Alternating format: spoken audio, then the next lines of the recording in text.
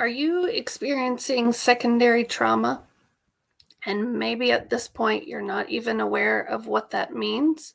Some of the most painful parts of grief come after the initial death loss that many of us have experienced. And if you want to know more about secondary trauma, I encourage you to stay on and watch this live to learn more about how secondary trauma may be affecting you and your child. You don't want to miss this.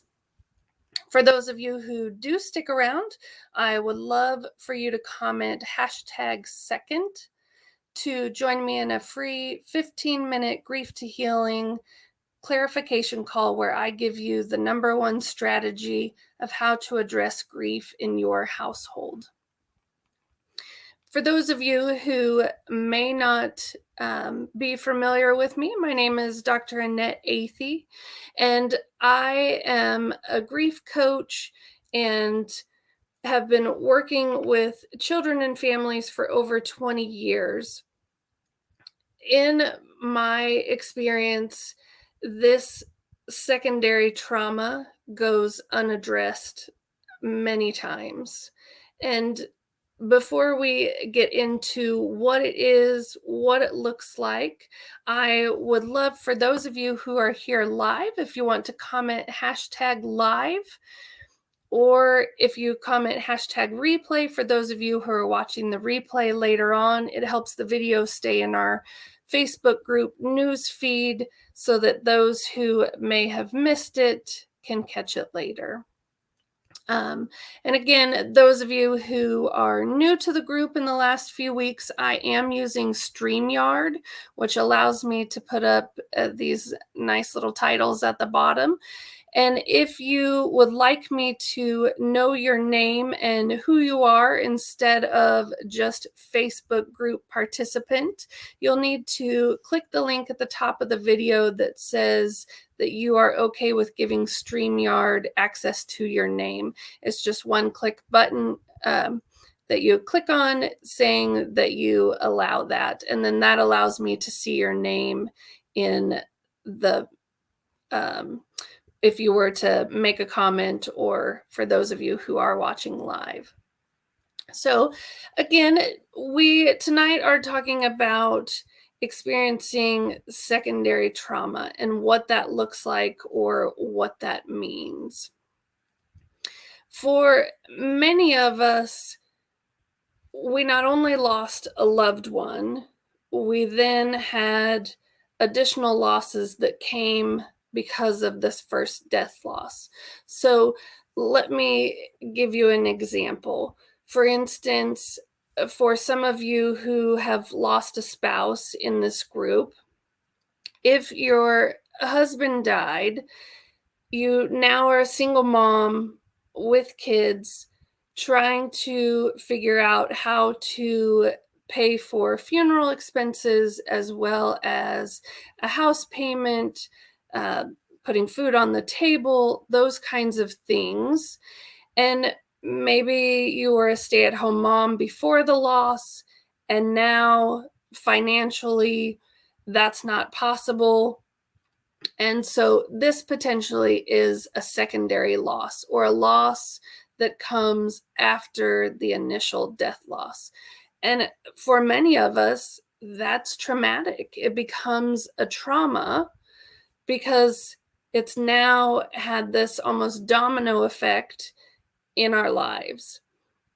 So my question to you, and I would love for those of you who are with us tonight, or even if you're watching the replay, are you dealing with a secondary loss or a trauma? Is this something you have heard of? So if you want to comment in the comments, yes or no, if this is you or not you.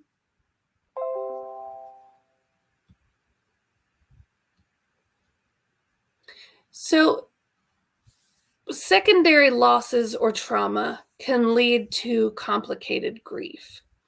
So when we have this initial death loss, and then on top of that have the financial loss of a second income, or maybe the primary income, or Our housing situation is changing. Our kids may have to change schools. Maybe now we're adding in an additional expense and we don't have very good health insurance to cover counseling. So now we have this additional expense. These things can all lead to complicated grief with this secondary trauma. And what I mean by that is we now are grieving multiple things all at the same time. So we're not just grieving the death of dad or the death of grandma or grandpa or a mom or a sibling. We now are grieving all of these changes that came from the initial death loss. And this makes grief very complicated and messy. And even in the best primary optimal situation, grief is messy.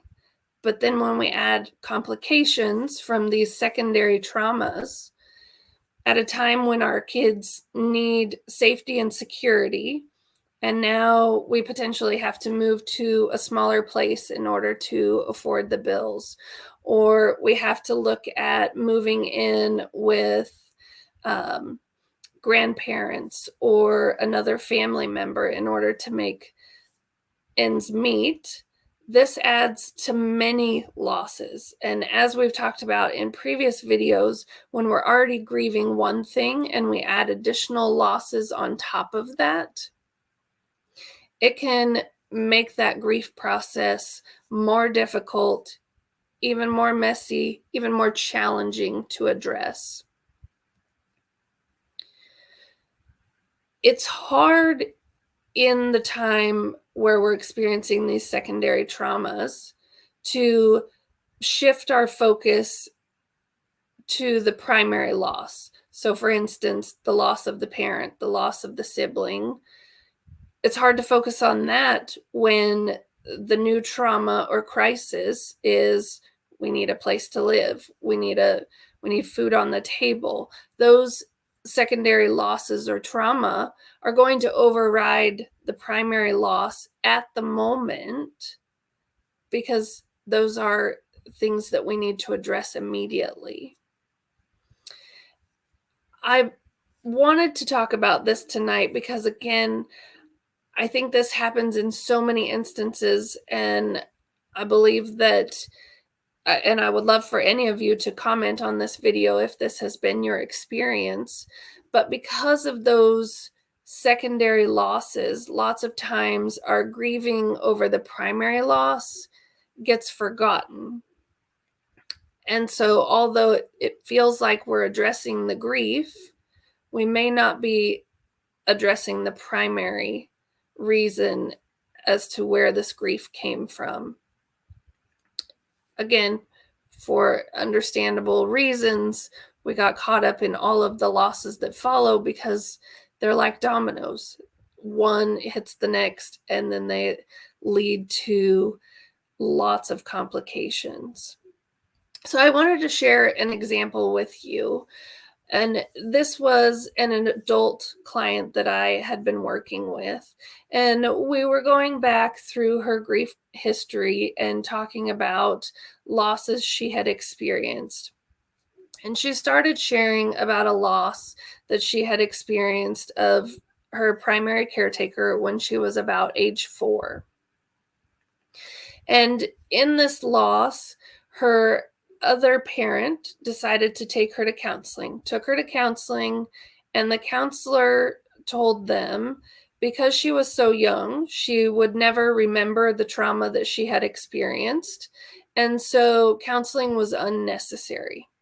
And so the parent, believing the professional and again took the steps to address the primary loss, was told that counseling wasn't necessary at the time due to her age.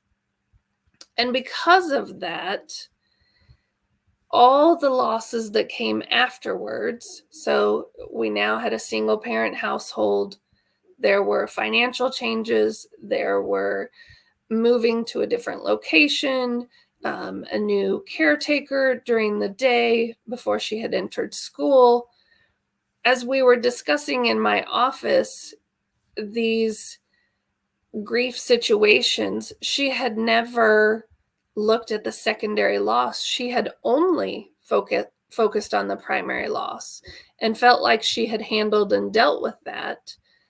But in discussing it, we realized her grief actually sat with those secondary traumas that happened because of the initial loss. So, yes, she had handled the initial grief of losing her parent, but she hadn't handled all the losses that came because of the primary loss. In some of the healing is where we need to go back and take a look at, is your child struggling with the primary loss, or is your child struggling with all of the secondary losses that came because of the primary loss? I would love to talk with each and every one of you. And if this is something that would be helpful in your family to discuss, what is your child dealing with? Which one is the loss that's affecting them most at this time? Is it the primary loss or the secondary trauma or losses that have come afterwards? If you would like to comment #second, I would love to meet you on a 15-minute free grief to healing conversation where we discuss and figure out which loss is the one that your child is struggling with.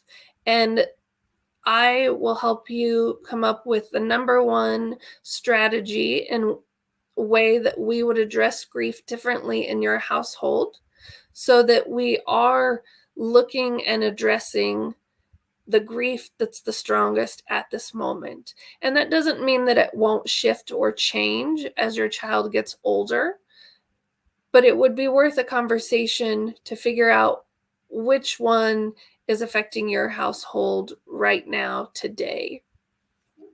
Again, thank you so much for joining me. If you have any questions or are watching this on replay and want to post those questions in the chat, I would love to chat with you more about this, either in the Facebook group or, like I mentioned, if you want to meet on the 15-minute grief to healing call, you can comment #second.